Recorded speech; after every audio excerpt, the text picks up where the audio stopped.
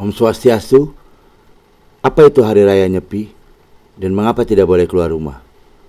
Kenapa Hari Raya Nyepi sebagai manifestasi hidup? Gue akan coba bernalar dan menjelaskan pengalaman hidup gue tinggal di Bali sampai sekarang. Nyepi sebuah peninggalan nenek moyang bangsa Indonesia terdahulu terhadap kehidupan masa lalu, masa kini, masa yang akan datang yang masih relevan dan banyak membawa manfaat dalam kehidupan bermasyarakat, berbangsa dan bernegara. Hari Raya Nyepi sudah bukan lagi identitas orang Bali dan bangsa Indonesia saja, tetapi sudah dikenal di mancanegara dengan banyak membawa efek bagus terhadap perilaku manusia dalam menjaga alam dan lingkungan yang berkelanjutan. Sesuai dengan pengertiannya, Nyepi berasal dari kata sepi atau hening, dengan tujuan mencari keharmonisan dan kedamaian baru. Melalui Nyepi, manusia diminta mengevaluasi diri dan merenung tentang apa yang sudah dilakukan sebelumnya untuk diperbaiki di kemudian hari. Jadi, Nyepi juga bentuk proses penyucian Buana Alit tentang manusia dan Buana Agung tentang alam dan seluruh isinya. Menjelang Nyepi, biasanya umat Hindu di Bali mulai mempersiapkan diri menjalani serangkaian persembahyangan.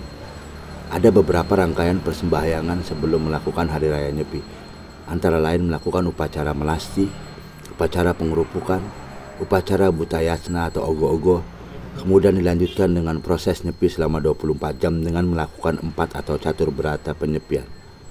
Setelah proses nyepi berakhir, keesokan harinya akan dilanjutkan dengan proses gamba geni dan dharma santi. Buat teman-teman di luar Bali yang ingin mengetahui istilah-istilah, pengertian dan apa saja yang dilakukan sebelum Hari Raya Nyepi, ada sejumlah pengertian atau ritual yang harus dijalankan oleh masyarakat Bali, antara lain. Yang pertama, kegiatan amati geni, yang artinya setiap orang untuk mematikan penerangan atau lampu, tidak menyalakan api termasuk memasak pada saat menyepi. Hal ini berarti setiap orang harus melakukan upawasa atau berpuasa. Yang kedua, kegiatan amati karya, artinya setiap orang tidak boleh bekerja, diharapkan lebih banyak berdiam diri pada saat menyepi. Hal ini berarti setiap orang harus menyepikan indera. Yang ketiga, kegiatan amati lelungan, artinya setiap orang tidak boleh bepergian. Maknanya hal ini berarti setiap orang harus mengistirahatkan badan dari aktivitas sehari-hari.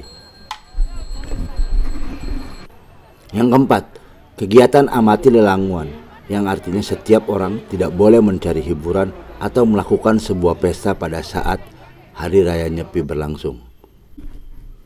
Keempat kegiatan ini mutlak harus dilakukan setiap orang, terutama umat Hindu dalam menjalani proses nyepi selama 24 jam yang kemudian diakhiri keesokan harinya dengan kegiatan ngembak geni dan dharma santi. Oke teman-teman, sekarang gue mau jelasin urutan-urutan peristiwa sakral upacaranya dalam proses Hari Raya Nyepi di Bali. Yang pertama, kegiatan upacara melasti. 2 atau 3 hari sebelum Hari Raya Nyepi berlangsung, biasanya umat Hindu melaksanakan upacara melasti dengan pergi sembahyang ke laut. Upacara tersebut bertujuan untuk menyucikan diri sebelum melaksanakan nyepi, yang berarti melebur segala macam kotoran, pikiran, perkataan, dan perbuatan. Dalam upacara melasti, umat Hindu yang mengikuti acara tersebut akan mendapatkan air suci yang disebut Anggemet Tirta Amerta.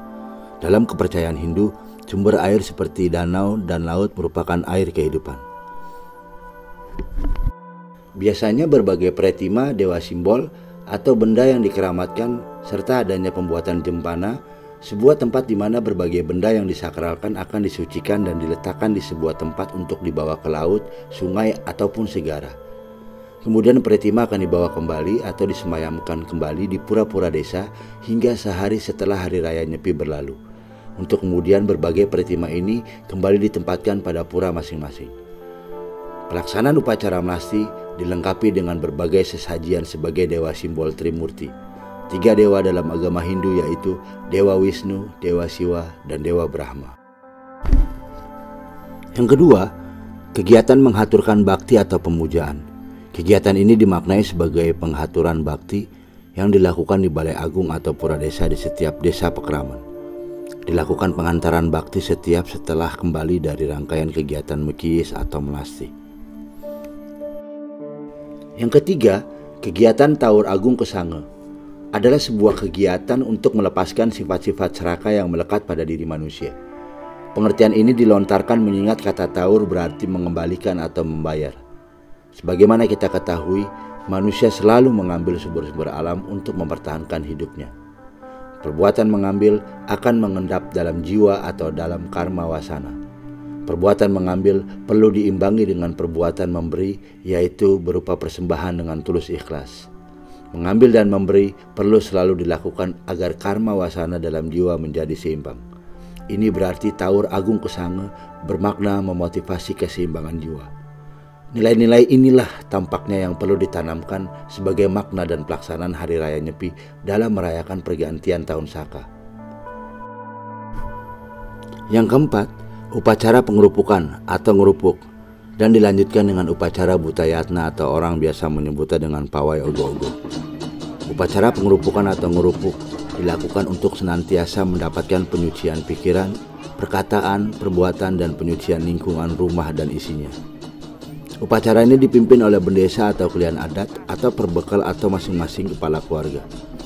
Setelah kegiatan ini selesai, mulai sore menjelang malam dilakukanlah pawai ogo-ogo, sebuah kreativitas seni dan gelar budaya serta simbolisasi buta kala yang akan diusung di arak berkeliling dan kemudian dibakar. Acara pawai ogo-ogo menjadi daya tarik tersendiri bagi wisatawan lokal maupun mancanegara saat Nyepi. Yang kelima, proses Nyepi. Proses Nyepi atau kegiatan Nyepi dilakukan selama 24 jam yang biasanya dimulai dari pagi hingga keesokan harinya. Pada saat Nyepi, khusus pendatang dan turis tidak boleh keluar atau berjalan-jalan semaunya. Hal ini bentuk respek atau kepedulian dengan sesama, terutama umat Hindu yang harus melaksanakan 4 pantangan, yakni tidak boleh melakukan kegiatan, tidak boleh keluar rumah, tidak boleh mencari hiburan, dan tidak boleh menyalakan api atau penerangan lampu. Amati geni, amati karya, amati lelungan, dan amati lelanguan. Yang keenam, kegiatan ngembak geni. Sebuah kegiatan setelah proses Nyepi selesai, umat Hindu melakukan silaturahmi ke sanak saudara. Kegiatan ini menandakan sebuah kehidupan baru yang didahului dengan musim krama di lingkungan keluarga besar, warga masyarakat terdekat, tetangga. Dan jika ada waktu ruang yang lebih luas, akan diadakan sebuah kegiatan, yaitu acara Dharma Santi, yang artinya dengan selesainya Hari Raya Nyepi, manusia akan mendapatkan kemuliaan, kehormatan, dan kebenaran.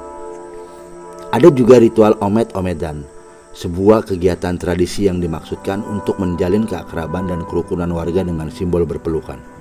Saat tradisi atau acara itu berlangsung, biasanya pemuda dan pemudi akan dibopong berhadapan satu sama lain, kemudian disiram dengan air dan dipertemukan agar saling berpelukan. Oke teman-teman, itulah penjelasan tentang bagaimana proses mempersiapkan Hari Raya Nyepi sebelum dan sesudahnya. Kesimpulannya adalah, makna dan pelaksanaan Hari Raya Nyepi dirayakan dengan kembali melihat diri dengan pandangan yang jernih dan daya nalar yang tinggi.